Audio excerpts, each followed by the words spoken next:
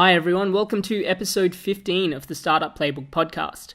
My name is Rohit Bhargava, and each week I interview successful founders, investors, and subject matter experts on how they got started, the strategies they use to succeed, and their advice to current and future entrepreneurs. I have a really special guest lined up for you this week. If you've ever heard of or practiced lean startup methodology, you would have heard the name Ash Maurya, the man who literally wrote the book on running a lean startup. Ash is the founder of LeanStack and WiredReach, author of Running Lean and Scaling Lean, and the creator of the Lean Canvas. In this episode, Ash talks about the value of timeboxing, countering the innovator bias, how to ask the right questions, and applying lean methodology to a scaling business.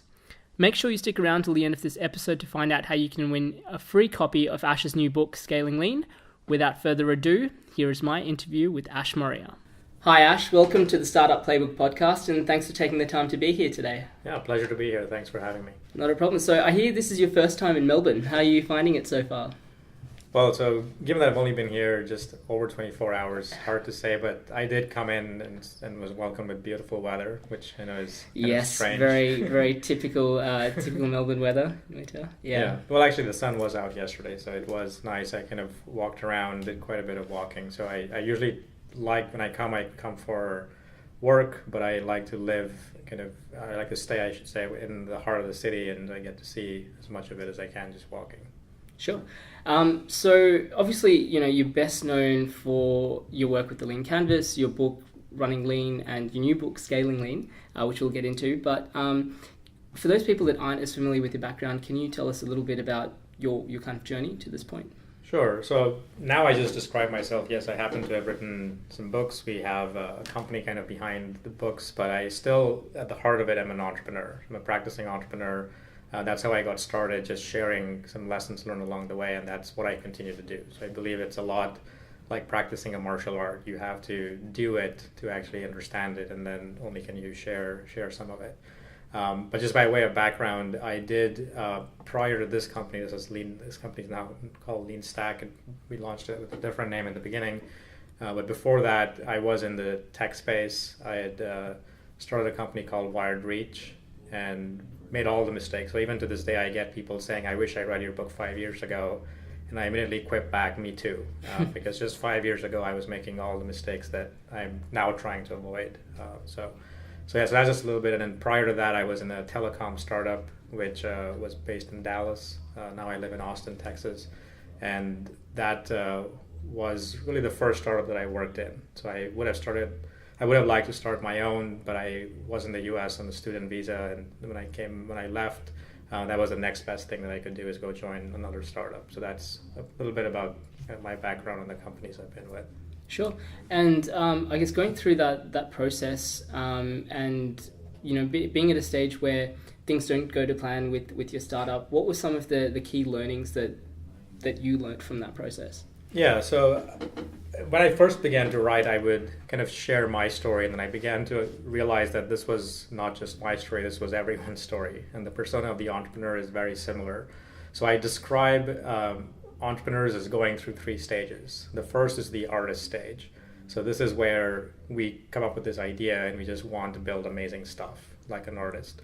And so my first company, again, no surprise, was in that camp. So I had recently kind of fallen in love with this idea of 6 degrees of separation. This was before social networking was a thing, and immediately got to work. And like everyone else, I believe the idea was so important, cannot be shared with anyone else or it would be stolen. So I practiced stealth. We built the product for a year. We launched, even though we were all secretive, there were many competitors, LinkedIn and the Friendsters of the world all popped up. We still felt we were different, and that's the thing that entrepreneurs have, is they look at the solution and they see, oh, they're doing it this way, we're doing it this other way, we'll still prevail. And our difference was all built on privacy. So we thought people would value a private social network. Back in the 2000s when it was launched, 2004, no one really cared about privacy. So we didn't quite get the traction we wanted. And so that was my first kind of foray into building things kind of the wrong way, which is telling no one, thinking, our difference will matter. And when I say tell no one, I'm not talking just about press and those types of things, not even talking to people, not talking to customers. And so fast forward today, that's one of the things that you have to change, is that it's a big trap to fall in love with the solution and just lock yourself up in the metaphorical garage, spend, in this case, a year of your life just building this thing, and then when you launch, nobody really cares for it. And that's a hard lesson to learn. Yeah, I know that's one of the topics that you're very passionate about is the innovator bias, and really sort of focusing on the solution. Is there any way that for people that are kind of feel that they may be going into that process, for them to pull themselves back? Yeah, so there are. So I'm a big so some of the ways to counter the innovator's bias is kind of have this mindset of racing to deliver and embracing some constraints. I'm also a big fan of constraints. All my companies were built as bootstrap companies, and so they always had constraints. But even then, even though I was bootstrapped, I managed to carve out a year of my life. And so for me, what I tell people now is really set some constraints. So time boxing is a great one. Give yourself, and I find 3 months on average is a good time frame to test any idea, and we've put lots of teams through this process. That's so constraint number one, is give yourself 3 months to go and validate whether this idea can actually scale to your ambition or not. The next thing is, the second constraint is don't build anything. And that sounds completely wrong, but a lot of the lean techniques are all about testing for customer demand. So we don't have to build a product, we can build a demo. Customers don't care how the product works, they want to first understand the value proposition. And so the mistake we make is we think we need to have a perfect product, then we go and demo it, then we go and pitch it, and that's backwards. So if you just flip that around and you go and test for customer demand first, it puts you in a much better place. It doesn't guarantee you're going to succeed, but when you go and talk to 10 people and all 10 of them say no to you, you know you're not going to succeed. But if all 10 of them say yes, then you have to go to the next level. So how do you go from 10 to 100, 100 to 1,000? Those are kind of the progressive steps we take. So that's kind of the way to counter that bias. So time boxing, and then don't build anything before you get a customer. You can actually get customers without having to build. Sure. On the time boxing front, so you mentioned 3 months as an example of a time box. What is it that you're specifically looking for within those 3 months to say that yes, there's something there, that there's validation? Yeah, so I define traction as engagement with customers. So the only way to really tell if the idea is going to stick is in that 3 month period, you need to find customers. And the way to find them is where we get into a lot of the tactical things. So some of the things that you will be doing is in the lean startup world, we talk about the minimum viable product. I go even a step further, because I believe that the minimum viable product still takes a lot to build something very, very a simple product, not a simplified product, but a simple product that delivers value. And so there's a process to doing that. So before the minimum viable product, I'm an advocate of starting with an offer. So the offer is made up of 3 things. It's your value proposition. So what are you going to do that no one else is doing? It's the promise that you make to customers. And if you can make a big promise, then customers will talk to you. If you can't make a promise, they'll just ignore you. So that almost is the first thing to test. You can test that using a Facebook ad unit, a Google ad. You can cold call people. If you call a nightclub owner and tell him, I know how to fill your nightclub on the slow nights, give me a call back, I guarantee they'll call you back. So that's an example of an offer, so of a value proposition. It has nothing about the solution, it just has that promise. Now, when they call you back, or when you get talking to people, you then have to tell them a story, take them on a journey of how you're going to solve this problem for them. So this is where the demo comes into play. So again, don't build a product, build a demo instead. You're going to have to do that work anyways. So this is a great way to check for that. And then the last piece is pricing. So I'm a big fan. I know before the show we were talking about kind of MVP, and I'm a big advocate of testing pricing from day one, simply because there is no business in a business model without revenue. So if you can go and get customers to say, yes, we love this, and you don't talk about pricing, it could be a big risk that down the road, when you do bring that subject up, you're caught off guard because they're not prepared to pay what you think you need for the business model to work. So just putting that on the table and having the price conversation day one is a very powerful thing, and it also lets you anchor the value proposition against the thing you're going to build. And if there's a disconnect there, early on. So a lot of lean is really about removing as much of the risk as possible. So before committing to a long build cycle, before committing to hoping customers will pay you, you go out and build this offer, and you can package it well so that it's not lying. You're not going out and saying I have this. You can go out and say I'm building this, but here's a demo. Here's what the pricing will be. Is that acceptable? So in that 3-month period or less, you're trying to get enough customers to go onto that other side to say, yes, this offer is very compelling. I'm on board. And even there, words are kind of weak. A lot of people will make false promises either out of politeness or because you are confronting them with an offer.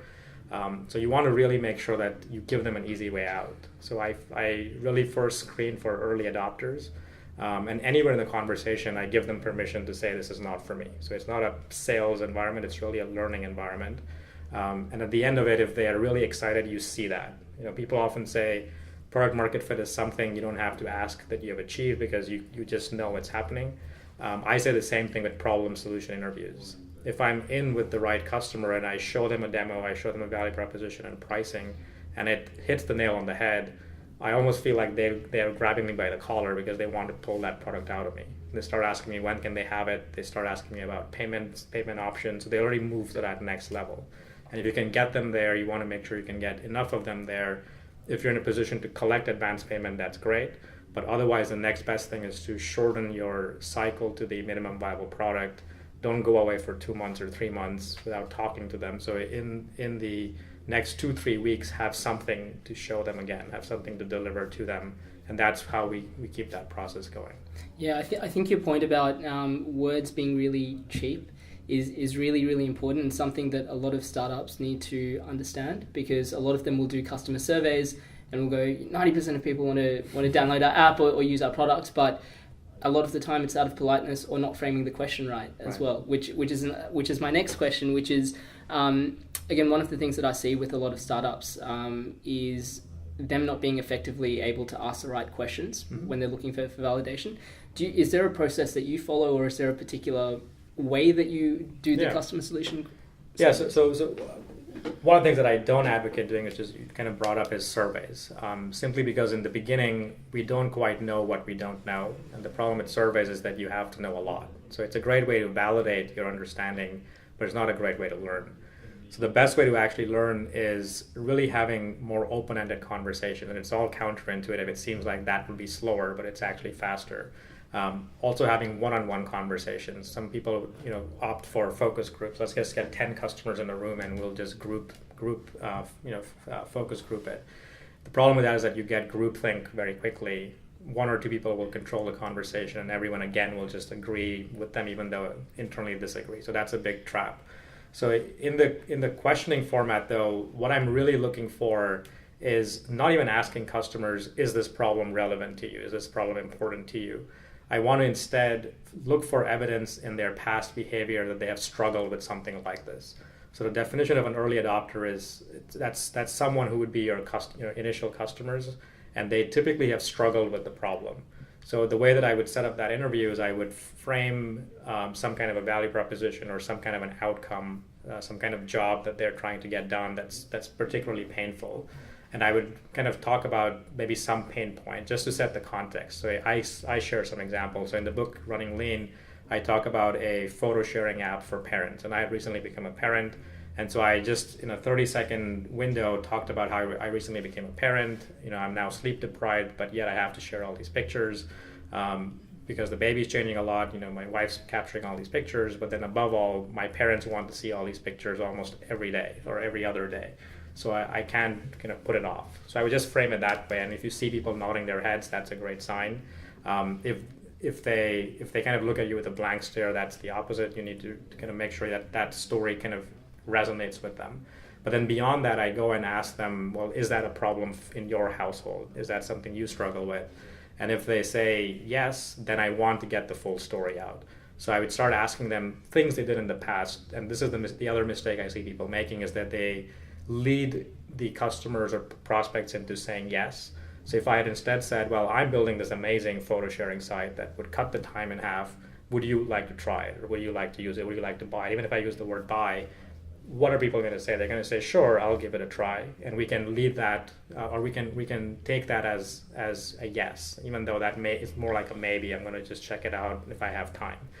So that's a danger we get into, but I don't want to go there. So I would instead of saying I have a solution, start asking them about the last time they shared their pictures. And if they can't remember, then they're not an early adopter. So if I have a parent in front of me and they say, well, I want a photo sharing app, but I don't share pictures as much, but if I had one, I would.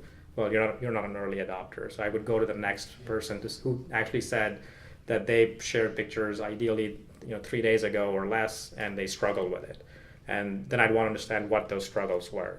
So again, instead of asking them what are your top problems, because this is the weird part, is that customers don't really know what they want, and most of us don't look internally to really figure out what the problems are. That's why psychotherapists make a lot of money. So you have to be a little bit of that. You have to play a little bit of that role. So you're really trying to say, okay, here's this job. You've got all these pictures. You want to share them. You're time constrained because you're sleep deprived. You don't have as much time as you used to.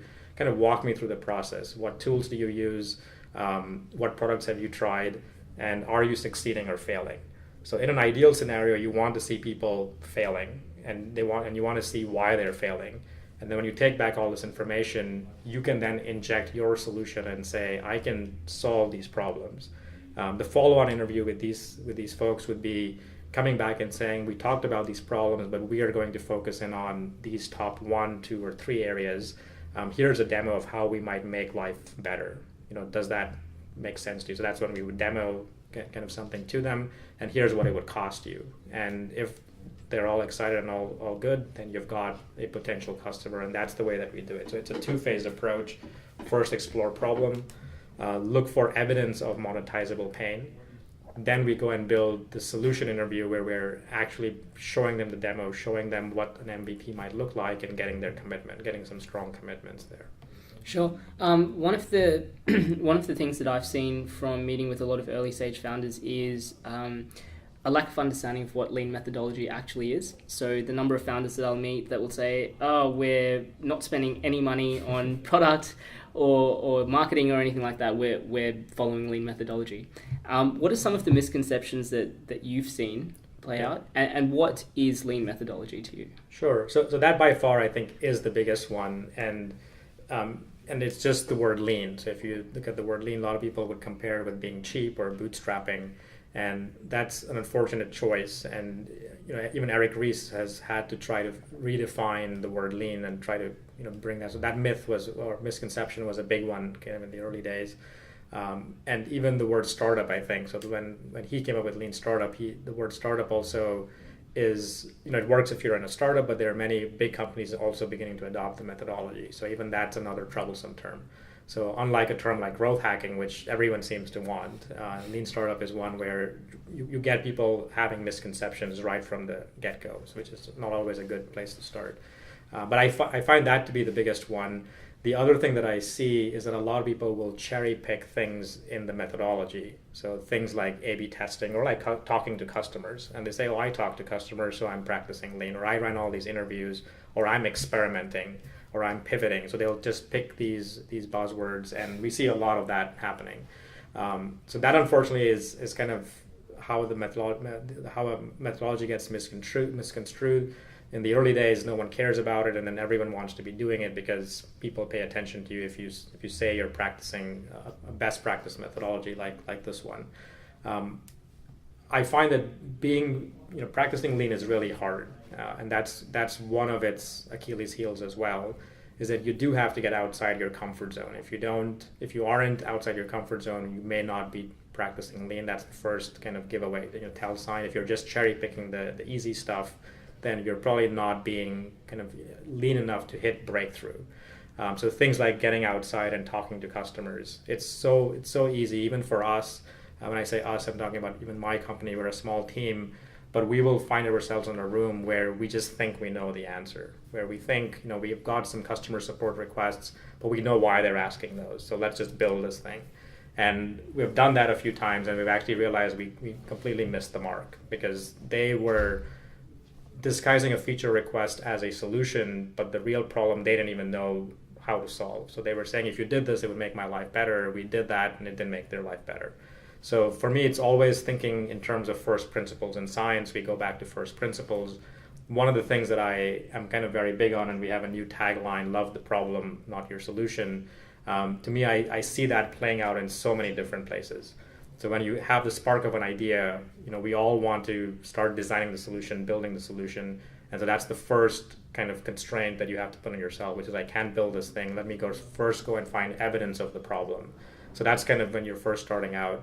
But even once the minimum viable product is built, we find ourselves in this trap of thinking that now we've got customers, we just have to listen to them. And I find that too is a very counterintuitive kind of myth or misconception, is that if you listen to your customers, you will actually take a well-defined minimum viable product and probably turn it into a bloated monster with all these features that maybe 10% of your customers use, but it's not widely used.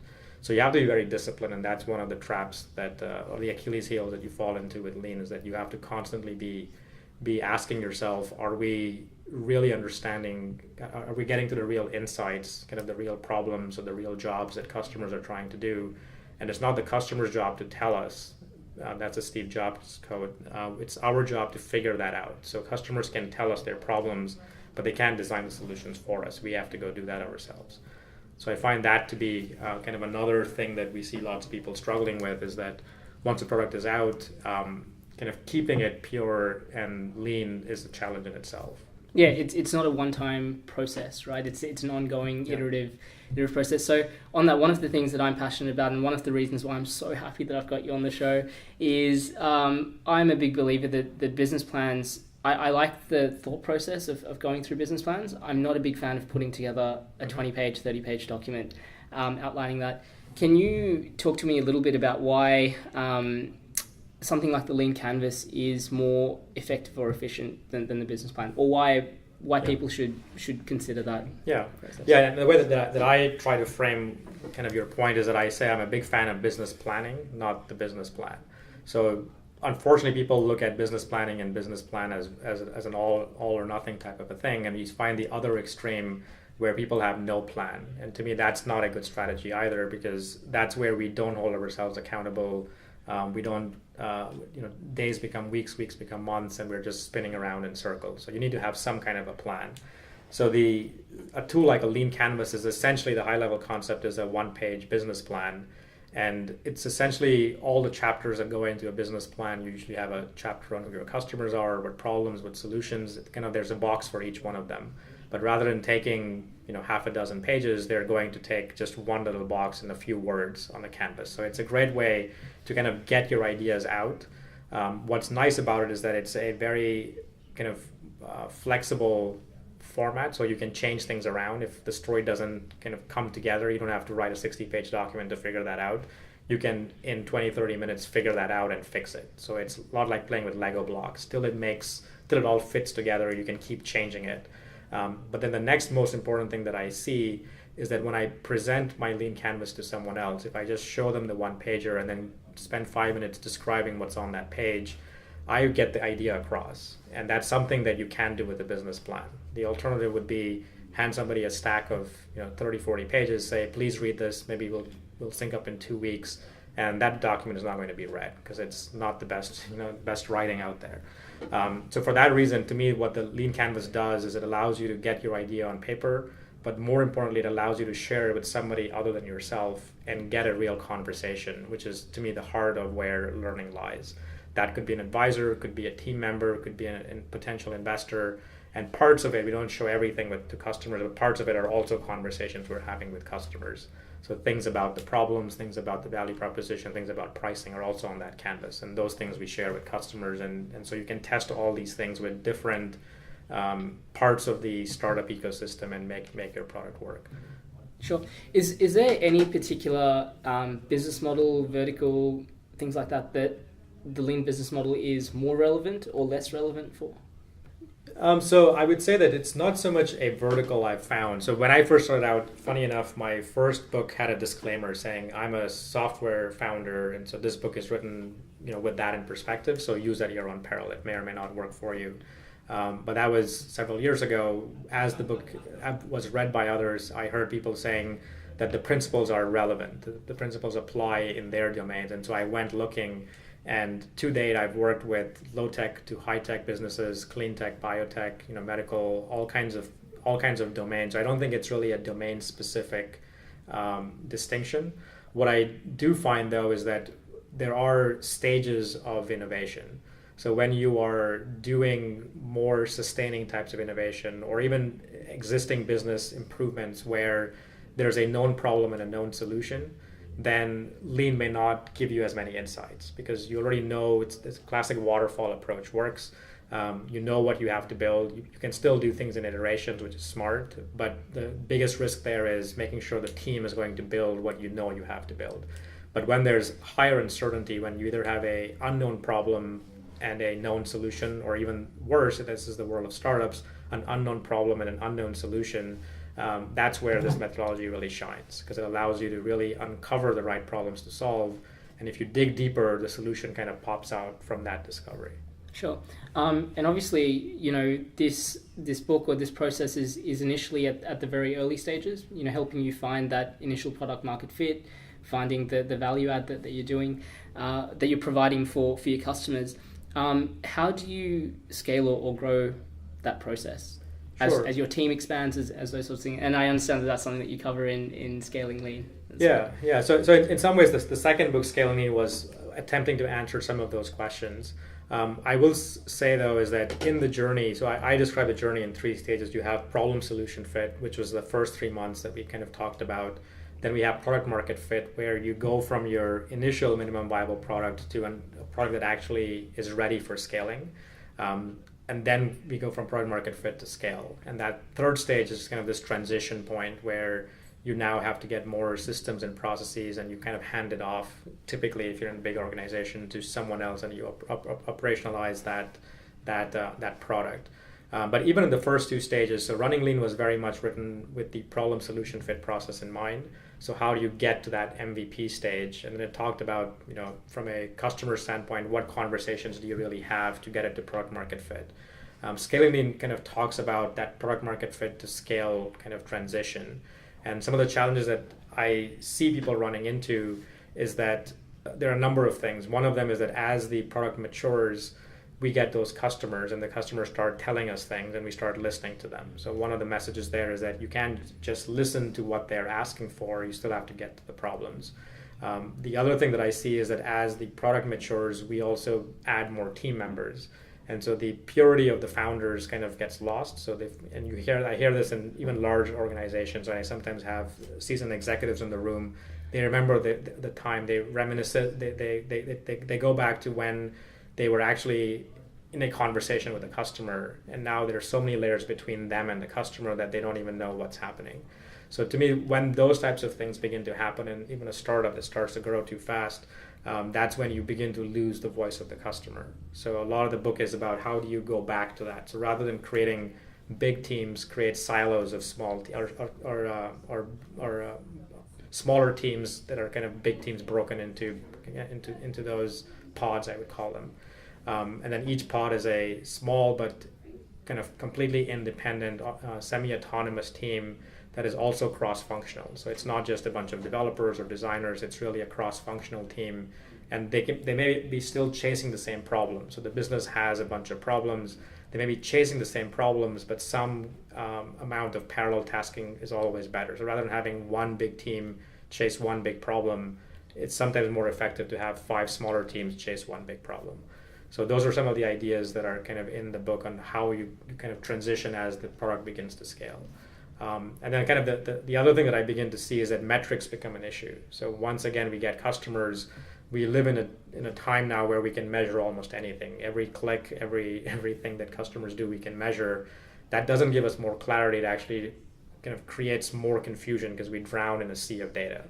So again, in the book, I start talking about some of the key metrics that startups and growing teams need to just focus in on. I'm not saying you don't have to measure a lot of things, but those 5 things point you in the right direction.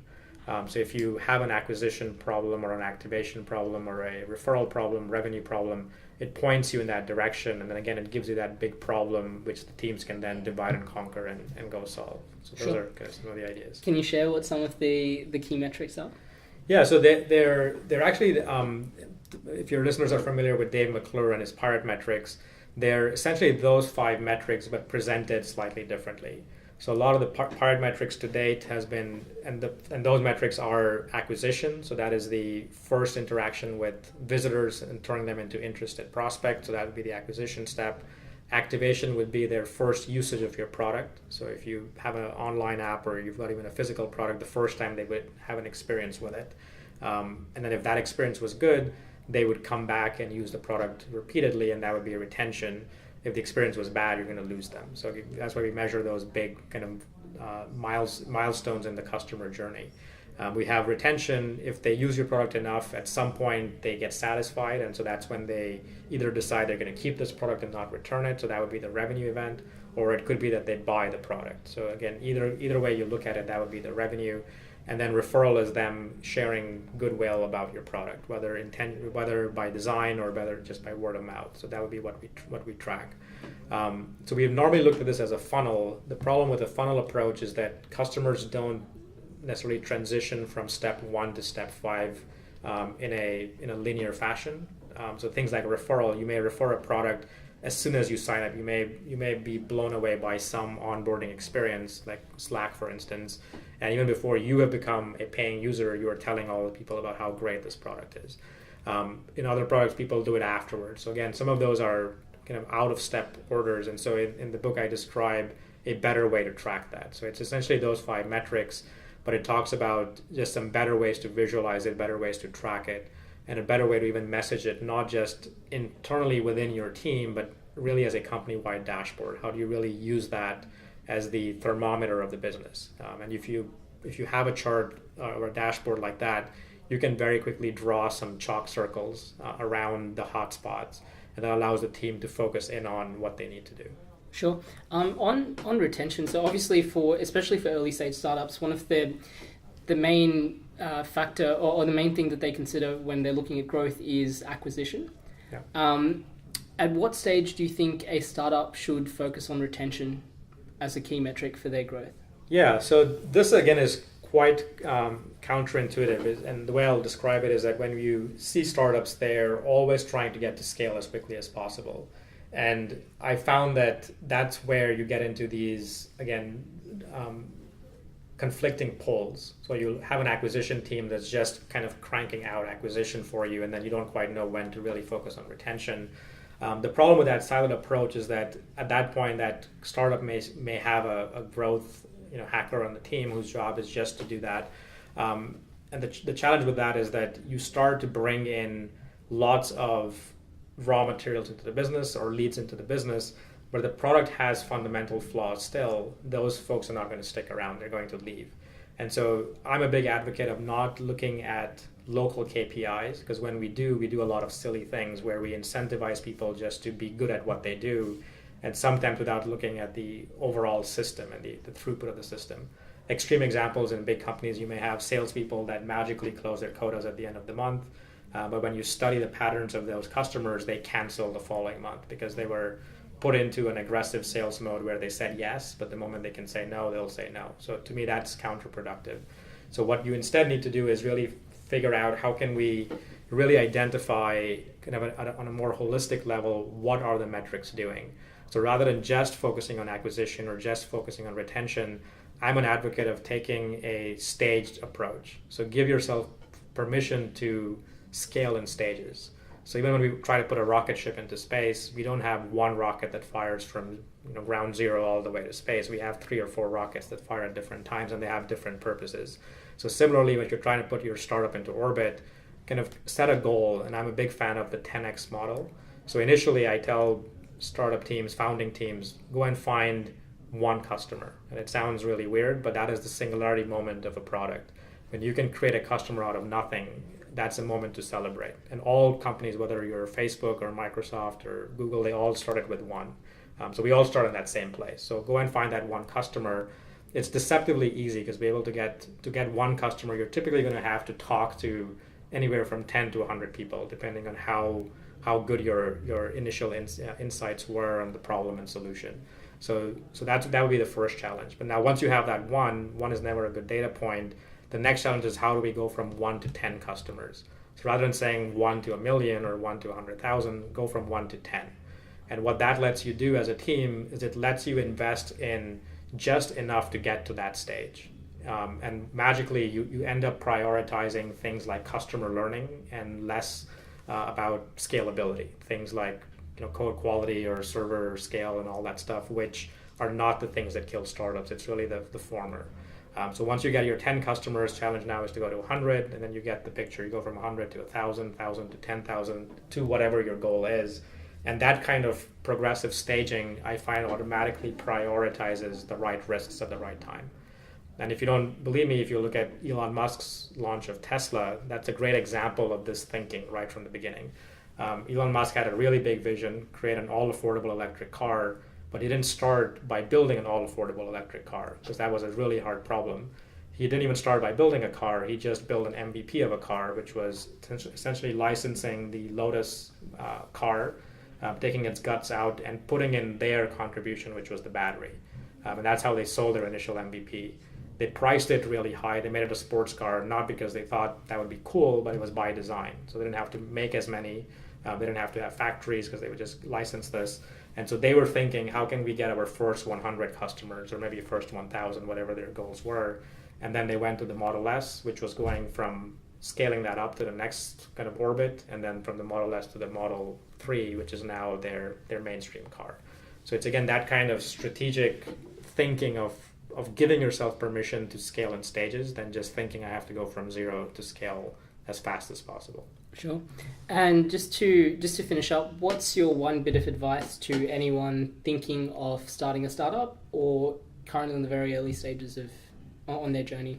Yeah, so I think there is no time better than the present, I always say, to start a company. Just going back even a decade, things used to be a lot more expensive. You would have to get office space for your team members to sit together. My team is distributed around the world, so we've got all the tools now where we can work from anywhere. As long as I have an internet connection, I'm good. And on my laptop, I can have a call with anyone, customers and team members included. So even if you looked at tools, things like software licenses have become pretty much a moot point.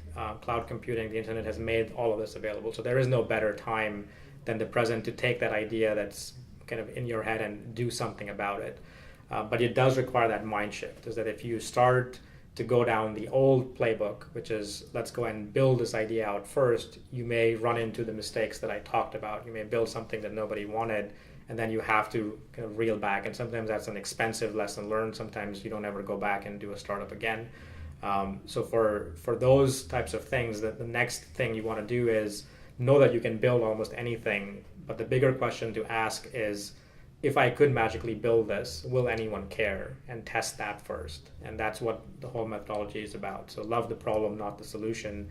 Find evidence for monetizable pain in those problems, and then the solution building comes easier. So I often will share this, maybe kind of in closing, I'll talk about this analogy to think about. If we start with solutions, it's like building a key but not knowing what door that's going to open.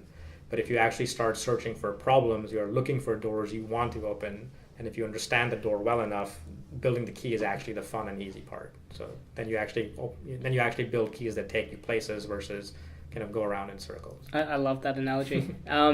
So for anyone that wants to find out more, get in touch, or buy a copy of the Scaling Lean book, we will be running a competition. So stick around. At the end, I'll let you know what the social media competition is to win a couple of free copies of the Scaling Lean book.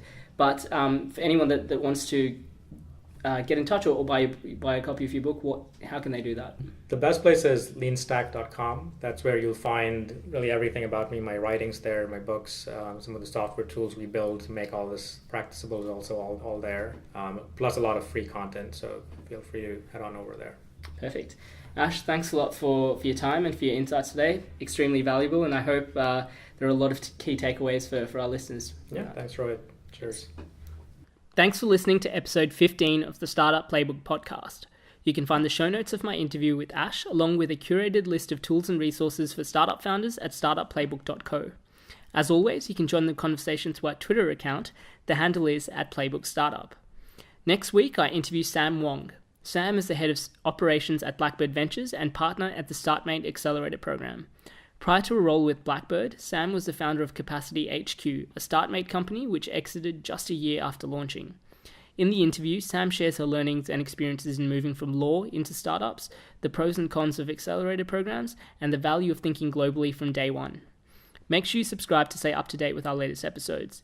And as promised, I'm going to give away 3 copies of Ash's new book, Scaling Lean. To be in the running to win a free copy of the book, submit a photo, video, or any creative way of showcasing how your startup applies lean methodology. Use the hashtag Startup Playbook and tag us on Snapchat or Instagram with the handle at Startup Playbook or on Twitter at Playbook Startup. The most creative entries sent via Twitter, Instagram, and Snapchat win. I'll announce the 3 winners of the competition on the podcast episode next week, so get creative and I'm looking forward to seeing your submissions. Thanks for listening, and I'll see you at episode 16 next week.